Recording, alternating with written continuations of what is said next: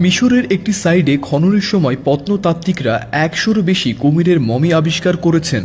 এই কুমিরের মমিগুলোর কফিনে কিছু লেখা ছিল, যা পড়ে এবং বুঝে বিশেষজ্ঞরা চমকে গিয়েছিলেন। হাজার হাজার বছর আগে প্রাচীন মিশরে যখন কেউ মারা যেত, তখন তাদের শরীরে বিশেষ রাসায়নিক লাগিয়ে সংরক্ষণ করা হতো তাদের দেহটি, এবং সেটি সময়ের সাথে সাথে যেন নষ্ট না হয়ে যায় সেটি লক্ষ্য রেখে। মিশরে ইতিমধ্যে বহু মমি পাওয়া গিয়েছে, কিন্তু আজ যেসব 4টি মমির কথা আপনি জানবেন সেগুলো প্রথমবার দেখে বিশেষজ্ঞ ও প্রত্নতাত্ত্বিকরা বিশ্বাসই করতে পারেননি। চলুন শুরু করা যাক। নম্বর 1, কুমিরের মমি। মিশরের একটি প্রাচীন শহর এল বারাগাতে প্রত্নতাত্ত্বিকদের একটি দল কাজ করছিল। তাদের লক্ষ্য ছিল মমি বা লুকোনো ধন সম্পদ খুঁজে বের করা, কিন্তু তারা অবাক হয়ে যায় যখন তাদের সেইখানে 1 বা 2 নয়, 100-রও বেশি কুমিরের মমি আবিষ্কার করে। হাজার হাজার বছর পুরনো এই কুমিরগুলো অত্যন্ত দক্ষতার সঙ্গে সংরক্ষণ করা হয়েছিল।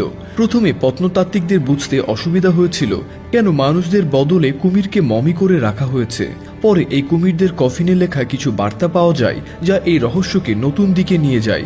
এখন বিশেষজ্ঞরা কুমিরের চাইতে সেই লেখায় বেশি আগ্রহ দেখাতে শুরু করেন, যা প্রতিটি কফিনেই খোদাই করা ছিল। গবেষণায় জানা যায় প্রাচীন মিশরীয়রা কুমিরকে দেবতা হিসেবে পুজো করত, কারণ কুমির ছিল শক্তির প্রতীক।